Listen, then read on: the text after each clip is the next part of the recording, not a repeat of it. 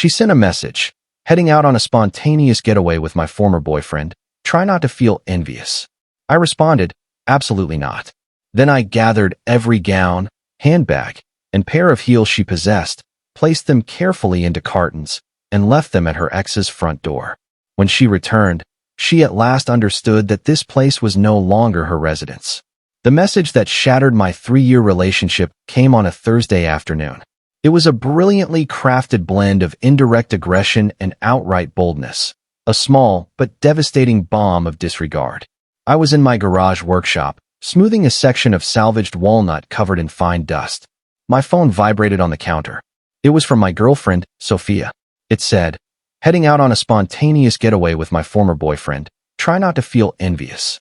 I simply looked at it, not with rage, not with disbelief, but with an unexpected, abrupt feeling of tranquility. It was the decisive piece of evidence in a lengthy pattern that had never quite made sense. Her ex, a man named Ethan, was a wealthy heir she had dated during university. He remained her lingering possibility, the shadow she kept in contact with, messaging him whenever she felt restless or needed attention. I knew they stayed in touch as friends, but this crossed into a bold, new territory of openness. The try not to feel envious phrase was the true stroke of genius. It wasn't asking permission, it was issuing an order. It was meant to trap me in a no-win scenario. If I reacted strongly, I became the insecure, possessive partner. If I stayed silent, I was the weak one who accepted her spending time away with another man. She believed she had cornered me completely. I brushed the dust from my hands, took the phone, and wrote back, absolutely not. Then I sent one additional note. Enjoy yourself. I set the phone aside, started the sander again, and continued my work. The steady drone of the machine filled the space, but inside my mind, everything was aligning with clear, quiet accuracy. She assumed this was a challenge to my self-assurance, a small maneuver to keep me alert and off balance. She had no clue it was the ultimate test, and she had just failed it spectacularly. She was taking a trip with her ex. All right, I would simply ensure she had all she needed to remain there. For good. Update 1. 72 hours have passed since Sophia departed for her impromptu vacation. For her, it has likely been a rush of drinks and old memories with her fallback option. For me, it has been an undertaking. And like every project I commit to, I handled it with preparation, proper equipment, and attention to a precise, polished result. Following our brief text exchange, I heard nothing more from her. No travel updates, no affectionate messages, just quiet. That was enough proof for me. As soon as I wrapped up work that Thursday, I returned to the house, my house, and began the initial stage. The first task was packing. Not for myself. For her. I entered our bedroom and opened her wardrobes. It resembled a luxury boutique in disarray. The amount of items was overwhelming. High-end gowns, countless pairs of footwear, an assortment of purses that likely exceeded the price of my initial vehicle. Over 3 years, I had supported this way of living. I am a woodworker. I run my own bespoke furniture company. I earn a comfortable income, but I prefer simplicity. I believed I was building a life with a true companion. I now saw that I had been financing a participant in a competition I wasn't part of. I didn't simply toss her belongings into garbage sacks. That would be the act of a furious, impulsive person. I am not that person. I purchased 24 sturdy storage cartons and protective materials. I dedicated the entire evening to systematically and gently packing everything that belonged to her. I folded each gown. I wrapped each handbag in soft paper. I returned every pair of shoes to its original container where possible. It was an oddly soothing activity. It felt like preserving a chapter of my past, sealing away a 3-year error. By Friday morning, her complete presence in my home was organized into 28 clearly marked cartons arranged in my living room. Her side of the closet was bare. Her vanity area was emptied. The many framed pictures of us that she had placed throughout the house were removed and stored in a carton marked assorted items. The following step was coordination. Where was Ethan, the ex, residing now? I had a solid guess. Several months earlier, she had left a greeting card for him visible on the counter. It was addressed to an upscale new tower in the city center. A brief check of available records verified he owned a unit on the 34th floor. Straightforward enough. On Friday afternoon, I rented a compact delivery truck. I loaded all 28 cartons by myself. Then I drove to Ethan's building downtown. I stopped in the temporary parking area and began unloading. The concierge, dressed in a neat uniform, approached to intervene. "May I assist you, sir? All drop-offs must be arranged in advance." I offered my most genuine, regretful expression. "I apologize for the inconvenience," I said, taking a $100 note from my pocket and passing it to him. "My friend Ethan's girlfriend, Sophia, is planning a surprise for him. He's away with her at the moment, and she asked me to bring all her possessions here as a sweet gesture before they return. A kind of welcome home move-in." The concierge glanced at the bill, then at me. He was doubtless accustomed to the odd, sudden theatrics of the affluent. He exhaled and directed me to the freight elevator. 34B. "Please keep it tidy." I used the next hour transporting 28 cartons of a woman's full wardrobe up to the 34th level. I arranged them orderly and efficiently directly outside Ethan's entrance. It formed an impressive, solid barrier of cardboard, a testament to poor judgment. On the uppermost carton, I attached an envelope. Inside was a brief, printed letter. It stated, "Ethan, it appears Sophia has chosen her path.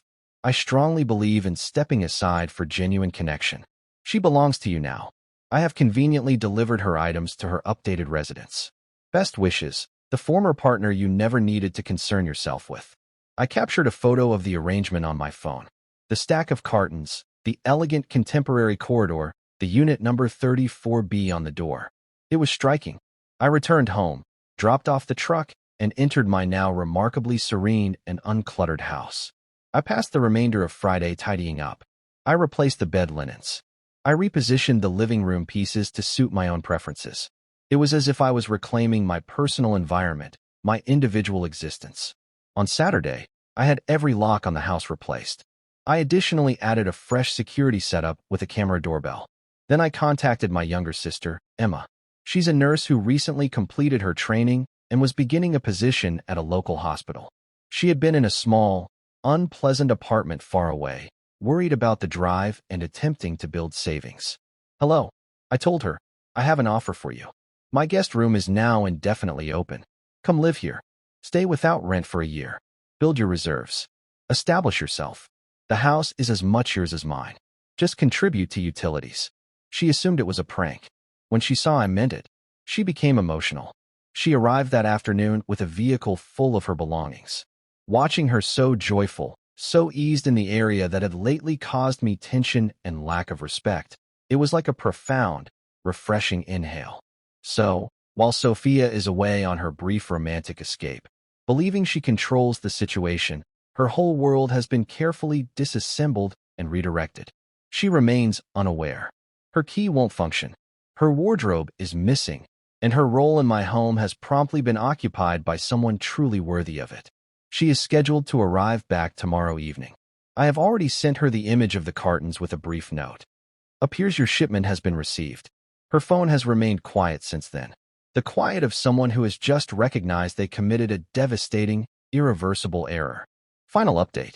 The conclusion was not a loud, emotional showdown on my doorstep. It was a sequence of frantic, disjointed voice messages and one last, pitiful email. It was a thorough and absolute collapse, and I observed it all from the calm of my newly tranquil home. After forwarding her the photo of the cartons piled before Ethan's door, Sophia stopped communicating for roughly 12 hours. I can picture the discussion that occurred during that spontaneous trip. The enjoyable, nostalgic retreat likely ended abruptly the instant she learned her former boyfriend had suddenly gained an unintended permanent housemate. The first voice message arrived Sunday morning, the day of her return flight. It was her. Her tone frantic, hushed in panic. "What have you done? Contact me immediately. This isn't amusing." The next arrived an hour afterward. It was from Ethan. His voice icy, sharp, and irritated. "Look, buddy, I don't understand your scheme, but you must retrieve these items immediately. Sophia is distraught, and this isn't my issue." I did not return his call. It very much was now his issue. I possessed the delivery confirmation.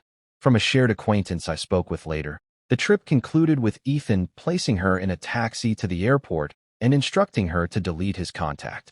He enjoyed light, no-strings fun. He had no interest in an unexpected full-time partner with 28 cartons of complications. Sophia's voice messages grew increasingly urgent through the day. They moved from fury to appeals. All right, I regret it. It was a foolish prank. Please just reach out. I'm at the terminal. Where am I meant to stay? I did not reply. I was occupied assisting my sister Emma in arranging her new room. We got takeout, viewed a film. It was the most at ease I had been in a long time. Sophia arrived back in the city late Sunday night. The closing scene started around 11 p.m. My camera doorbell activated.